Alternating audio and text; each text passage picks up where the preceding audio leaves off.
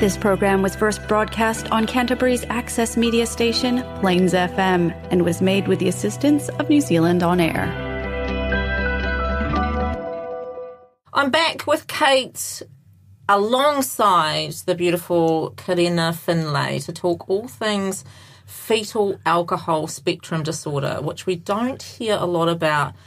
Kate and I don't know a lot about, so we're really interested in this topic. Karena comes to us from Succeed Differently, and where she's going to tell us everything we need to know and more.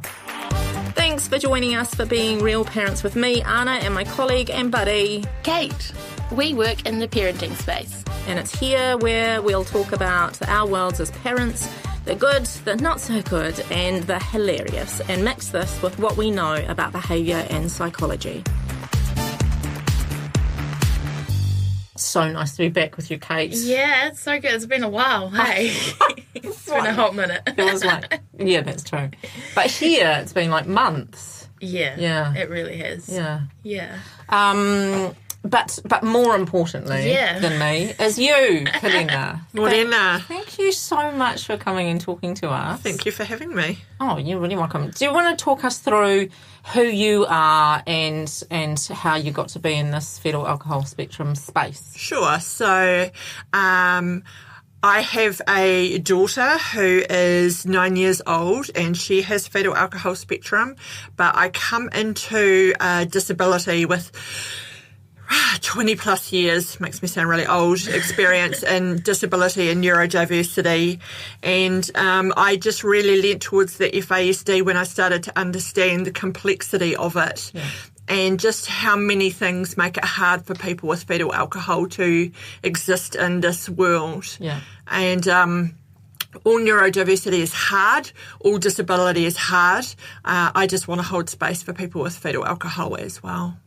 You are a social worker by trade, and you and I have worked together. And I always love, like, your not annoyingly constantly, but constantly sending out little reminders in emails with that little line that you use. You're probably working with somebody with FASD, even if you don't realise it, yeah? 100%. So the statistics vary depending on who's taken it, but anything from sort of 1% to 5% of the New Zealand population are born with fetal alcohol syndrome. Wow. So it is a lifelong brain disability and it affects the whole body. Yeah. Like all disorders, it is a spectrum, and it is also not a recognised disability in New Zealand, which is why... Yet. Which is why we have lots of people thinking they're living with a kid with ODD, ADHD, all the letter spaghetti, without realising what they're living with is fetal alcohol. Yeah, right. And, I mean, I'm guessing there's some shame in here for mama who have... 100%. Yeah. And there's no real conclusive, because it's a spectrum and because there's comorbidities, there's no real, if you drink this much, you get this much fetal alcohol. Let's be honest, lots of people drink a glass of wine a night. They may not know they're pregnant. They may not know they're pregnant for 3 months. So we need to remove the shame of fetal alcohol, because no mama sets out to harm their unborn baby. And once your tamariki is here, what are you going to do differently? I have no time for the shame part of it. Mums did the best that they knew how to do at the time, and whether they drank one glass or right through their pregnancy, that was never with the intention of harming the unborn baby. Yeah, nice. It's such a good message to get out there, hey, because you're so right. Like, no mama is setting out to do that. And if you don't know even that you're pregnant, like, yeah, that's huge. Absolutely. And there's nothing wrong, as far as we know, with having a glass of wine every night after work or going out on the beers with your friends in the weekend. And there is some studies to show that it comes to be more effective if men drink as well. So, you know, the culture of, I've got a pregnant wife, so we've got a sober driver, and they drink really hard. We're not sure yet. The studies are still being done, but there seems to be a male component too. So we don't expect men to stop drinking if they want to get pregnant, but we expect women to know. When 50% of pregnancies are unplanned, that's a lot to ask.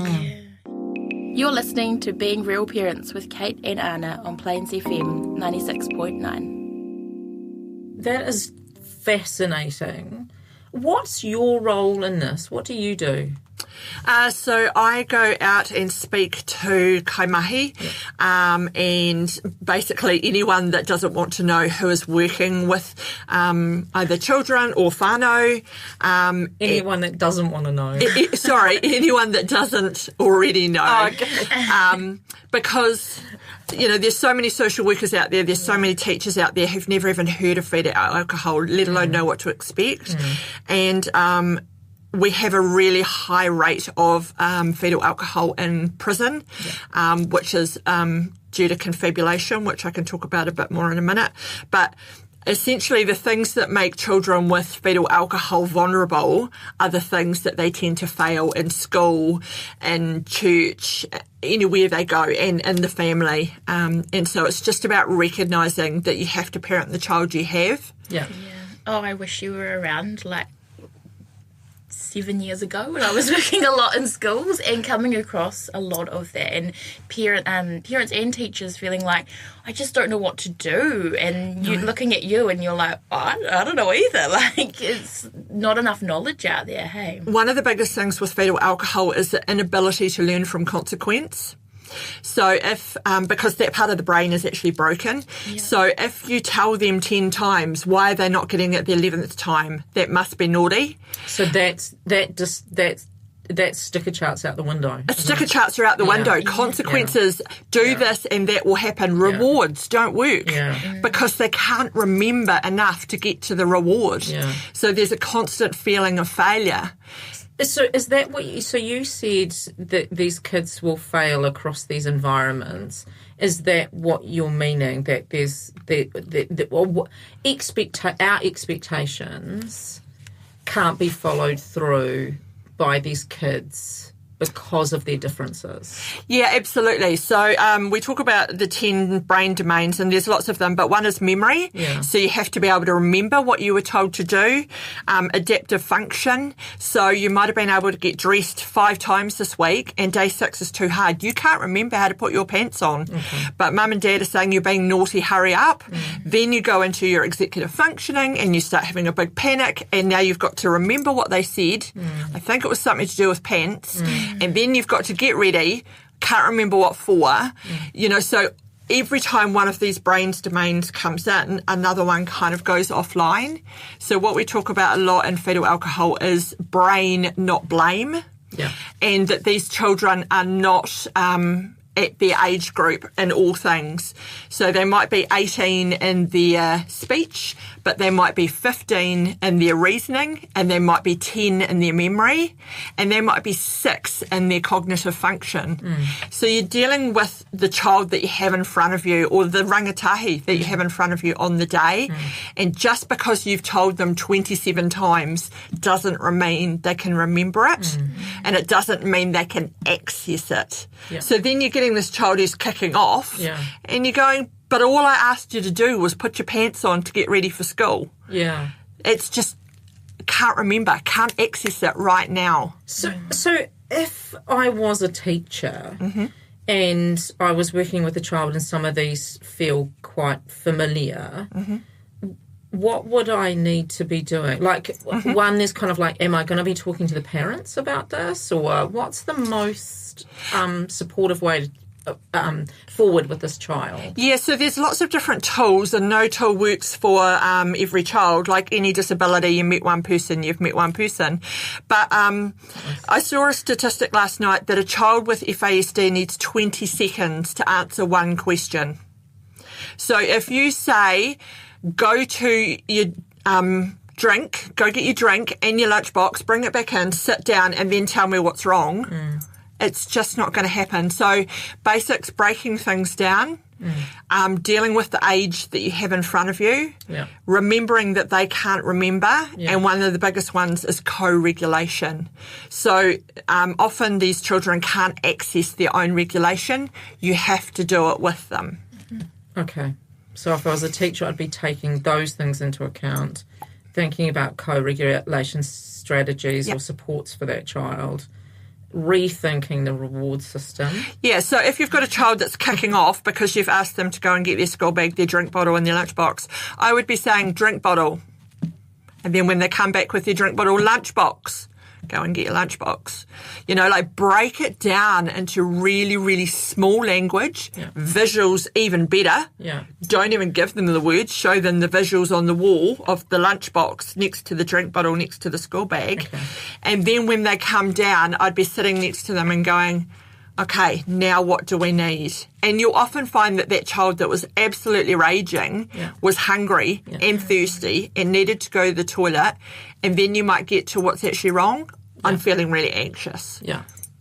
And if we are a parent and we're noticing this stuff, what are we doing given it's not yet a diagnosable? Well, it's diagnosable, isn't it? But it is definitely diagnosable. Yeah. It is around $9,000 to get diagnosed, and there's very few people who do it in New Zealand, so that's an issue. Yeah. But even if you think that you're dealing with a brain that works differently, it's just about pulling it back and working differently yourself. Yeah. So throw the star charts out the window, throw the naughty out the window. This is a child that you have to co-regulate with. You have to work alongside. Yeah. And if you think of where is my child at in this function? So you might be looking at a 10-year-old who's only working in a 4-year-old function.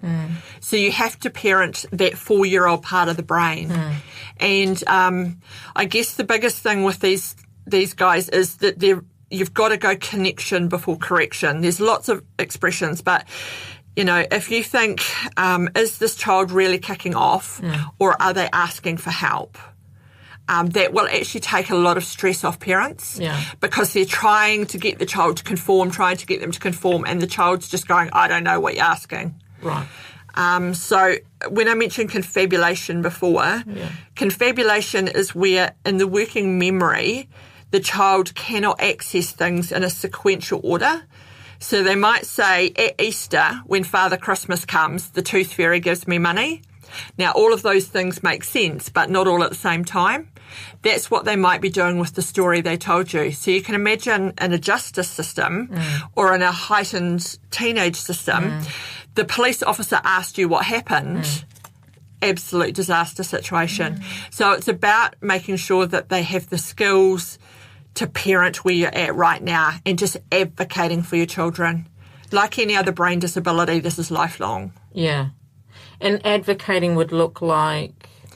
It would depend on the child. So what is this child struggling with right now? Yeah. And then how can I parent alongside that? So if it is telling lies, what are they lying about? What are they actually trying to get noticed? What connection are they trying to make? Yeah. If it was they seem really grumpy at 3:00, are they remembering to eat? If it was they're always kicking off just before maths, is it actually that maths is really, really difficult? So just looking at what else is going on, if you take the behaviour away and you take away but this is a 13-year-old, of course they know how to go to the toilet by themselves. How much trouble are they having with their button and dome on their jeans? You know, like, oh, but 4-year-olds know how to do that. Yeah, but that might be the child you're parenting today. So what is actually going on for the child rather than what's the behaviour in front of you? So with your own child, do you say, just be aware my child has FASD, and then you talk to the teachers about that and what they need and how? Okay, cool. Yeah, absolutely. So you're advocating with your teachers a lot, but there's not always a benefit to saying my child has FASD. Sometimes it's about saying my child is feeling really sad today or my child is really struggling today. Can you remind them to take their jersey off because it's really hot? Yeah. My child didn't sleep well, therefore that top brain is offline. Please remind them to eat their lunch from their lunchbox. Yeah. So you might have to break down what's going on for that child today. You just have to be their advocate in FASD all of the time. It's a lot, hey? It is a lot. You're constantly on thinking about what could be going on for them. Like, it's like a constant detective, really, hey? What could be happening today? 100%. And you're constantly having to make room for the deficits in their brain. Yeah. And that is really, really tough for parents. I've just been a wānanga this weekend with a lot of parents. Yeah. There's a lot of burnout and there's a lot of frustration because you're constantly advocating for your child. Yeah. And my guess is that with adolescence and that cortex development, this is going to be really tough during that time. Yeah, and one of the things with kids with FASD is they really seek connection, but they're also really vulnerable because they don't understand subtlety of conversation. So they're really, really vulnerable in their teenage years to be taken advantage of by manipulative people. Oh my God, I feel like I want to say, and tell me about what's fantastic and absolutely. Tell me about the incredible strengths of these kids. Artistic, funny, kind. So you see a group of kids with FASD, someone has a meltdown, they come straight back. You know, the kids are like, meh, come on back. We don't hold grudges here. I still love you. Really, really super empathetic because they know their own struggles. They're out there looking for other people to help. Really, really good with children younger than them because they can often relate. Quite good with adults because adults have much clearer instructions. Yeah. There's lots of things that they really have strengths with. And like all animals, kindness. Yeah. And like anything, you know, you've met one person. So everyone has their different strengths. But certainly these kids are funny and they're welcoming, and I think that they have a lot to say about the world. You know, my daughter will say things that are deeply Gandhi-like profound just because of the way she views the world. Oh, that's so beautiful. Like, you know, like you say, all people are so different and have their different strengths, but there's some pretty awesome strengths going on there, hey? Absolutely. And, you know, mainstream schooling really doesn't work for everybody.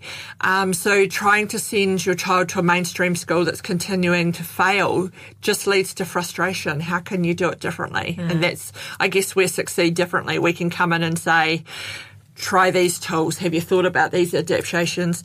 And to be honest, it's going to work for all children because it's just about looking at the child first. You know, it's just parenting 101, isn't it? See the child, not the behaviour.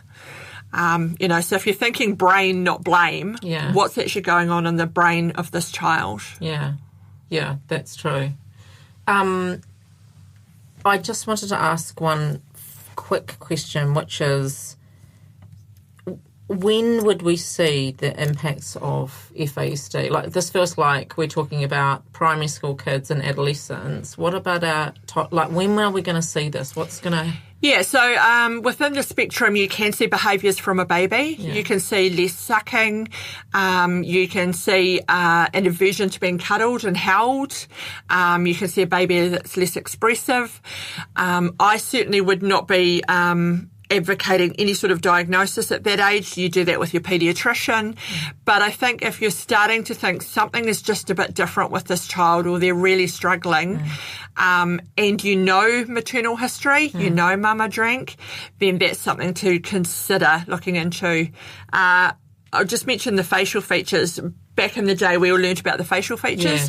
Yes, that's less than 5% of people with FASD. So if you're waiting to see the facial features, it just doesn't apply. And it's very Eurocentric. Yeah. So it also doesn't apply for all cohorts in New Zealand. But I think if there's a chance that mama drank and there's a chance that your child is struggling, just add it to the list. There shouldn't be any harm in doing so. And whether or not it's a funded disability, it is a recognised disability and there is support out there. Oh, good. That's good to hear. So we always do it 3 top tips. We've briefed Karena on this and she's come up with the first one being brain, not blame. Do you want to extend that? Yeah, so you have to work with the brain rather than blaming the child. So if they can't put their shoes on today because it just isn't working in their brain, then you have to help them put their shoes on. You can't say, but you're 15, you've done it every day of your life. The brain is not working today. Take the blame away and just work with them. Yeah, There's nothing wrong. This is just today. It's just today, and it's just that the brain can't access that information right now. Connection before correction. Yeah, so the biggest thing is if you're going straight to what you're doing wrong, all you're causing is harm. Yeah. So you have to be able to connect with your child. And again, it comes back to where are they at right now? Yeah. What do they need right now? What age are you actually looking at? And it's not the chronological age of the child standing in front of you. I've heard that a lot through schools, that saying, connection before correction. And I really like it because it does focus on the relationship first. Relationship first, yeah. So if you're coming in and you're going, I'm going to tell you how to behave, and then you will, you're not going to get anywhere with an FASD kid. Cool. Okay. And then number 3, parents, who you have. Yeah, and that just goes back to that prenatal alcohol exposure and the shame of I don't want to tell my kid they have FASD because it's embarrassing. Yeah. I don't want to admit it because it's really shameful. I don't want to use that label because it's not funded. Yeah. This is the child that you have, so you just have to work with what you have. And the child is complex. Yes. And so you have to be able to advocate for them. And every rangatahi who I've personally spoken to has said, I wanted to know, and I wanted to know really early. And the earlier they knew, the more they could accept themselves, because let's be honest, the world's labelling them anyway. They're labelling them defiant. They're labelling them naughty. They're labelling them disruptive. So if you can say you have a brain disability that makes life harder for you, you're actually giving them a label that is fair and honest, and you can actually work with that. Love that. Thank you so much for coming in today, Karena, and talking to us about this really, really important topic. I feel like it's so useful to get these messages out to people, hey, so they're aware of it. If anyone listening would like to get in contact with Karena, you can check out her LinkedIn, Karena Findlay, and hopefully they'll be able to get more information from you that way, or obviously they can get in touch with us at Real Parents. So just thank you so much for being here today with us. Thank you so much for having me. Awesome. Thanks for being with us today. We hope you've learned that while parenting is challenging sometimes, that's totally normal. It's been fun having you with us. Keep being amazing. Bye!